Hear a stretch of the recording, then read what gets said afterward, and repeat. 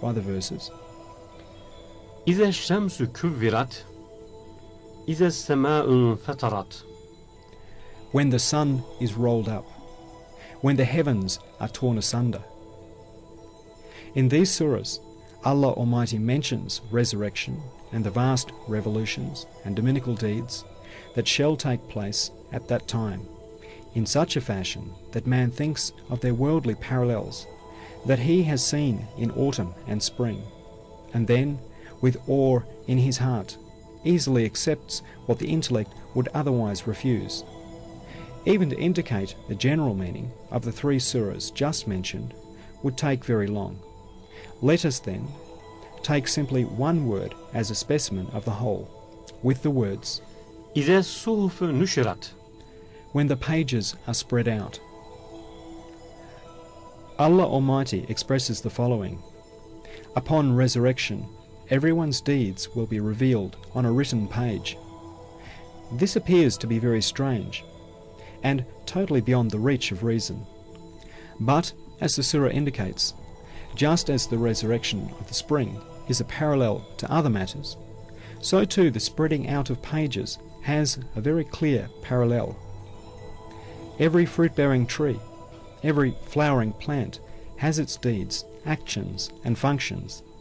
It performs a certain kind of worship depending on the fashion in which it glorifies Allah through the manifestations of His names.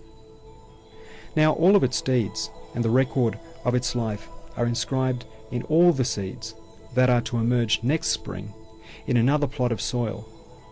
With a tongue of shape and form, the seeds make eloquent mention of the origins of those deeds, and spread out the page of deeds, together with branch, twig, leaf, flower and fruit.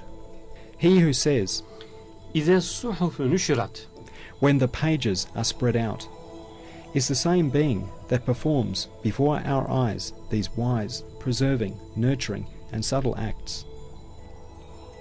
Compare other matters with this by analogy, and deduce the truth if you have the capacity. Let us aid you with the following. The verse, إذا الشمس كورت, when the sun is folded up, refers to a brilliant similitude and hints at its parallel.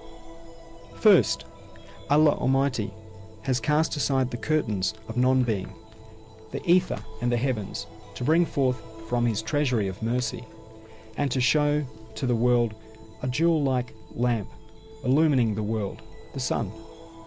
After closing the world, He will wrap that jewel again in His veils and remove it. Second, the sun may be depicted as an official entrusted with the task of distributing the commodity of light over the globe, and causing it and darkness to succeed each other. Every evening the official is ordered to gather up the light. It may sometimes happen also that his trade may be slackened when he is hidden by the veil of a cloud. At other times it may be that the moon will also form a veil and hinder his task. Now just as that official has his goods and ledgers gathered up for inspection, so too he will one day be relieved of his duties. Even if there be no cause for his dismissal, there are two dark spots on the sun, now small but liable to grow, that one day will grow to the point that the sun will take back, by dominical command, the light it now wraps around the head of the earth, and wrap it around its own head. It will then be told, "Come, your task on earth is now complete. Go to hell and burn those who have worshipped you, and thus mocked with faithlessness an obedient servant like you." With its own dark and scarred face, it will read out the decree, إذا الشمس كورت, when the sun is rolled up. Fifth part of the addendum. The 124,000 prophets, who are, according to explicit prophetic tradition, the choice part of humanity, have unanimously and with one aspect reported, partly on the basis of direct vision and partly on the basis of absolute certainty, that the hereafter exists, and that all beings will be taken to the hereafter as the Creator has firmly promised. Similarly, the 124 million saints who confirm the reports of the prophets through unveiling and witnessing give testimony to the existence of the hereafter in the form of certain knowledge, and also bear testimony to the existence of the hereafter. All the names of all-wise maker of the cosmos also necessitate the existence of an eternal realm through the manifestations they display in this world. The existence of the hereafter is furthermore necessitated by the infinite eternal power, the unlimited and exact everlasting wisdom that revives every spring the countless dead trees scattered all over the earth with the command of Kün feyekün.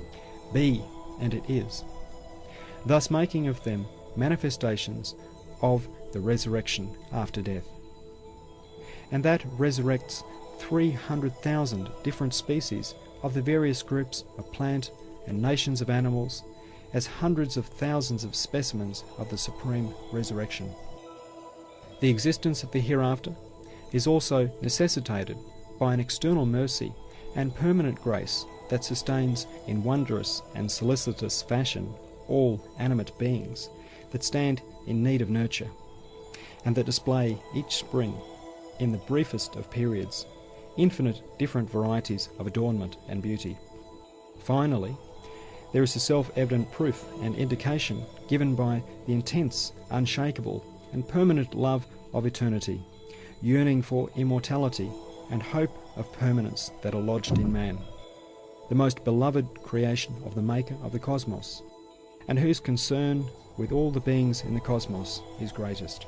All of the foregoing so firmly prove that after this transient world there will be an eternal world, a hereafter, a realm of felicity, that we are compelled to accept the existence of a hereafter as indisputably as we accept the existence of this world. Footnote 70. It can be realized from this comparison how easy it is to make a positive affirmation and how difficult to make a denial and negation. If, for example, someone should say, there exists somewhere on this earth a wondrous garden containing canned milk, and someone else should say, there is not, the affirmer need only point to the place of that garden, or show some of its fruits in order to prove his claim. The denier, by contrast, will have to inspect and display the whole world in order to justify his negation. So too, the testimony of two veracious witnesses will be enough to establish the existence of paradise, quite apart from the hundreds of thousands of traces, fruits and indications demonstrated by those who assert its existence. Those who deny it must examine, explore, and sift the infinite cosmos and infinite time before they can prove their denial and demonstrate the non-existence of paradise. So, O aged brothers of mine, understand how firm is the belief in the hereafter. One of the most important lessons taught us by the all-wise Quran is, then, belief in the hereafter. This belief is so firm and contains within itself so powerful a hope and a consolation that if a person be assailed by old age 100,000-fold, the consolation derived from this belief will be fully enough, saying, Elhamdülillahi ala kemalil iman. Praise be to Allah for the perfection of belief. We old people should rejoice in old age.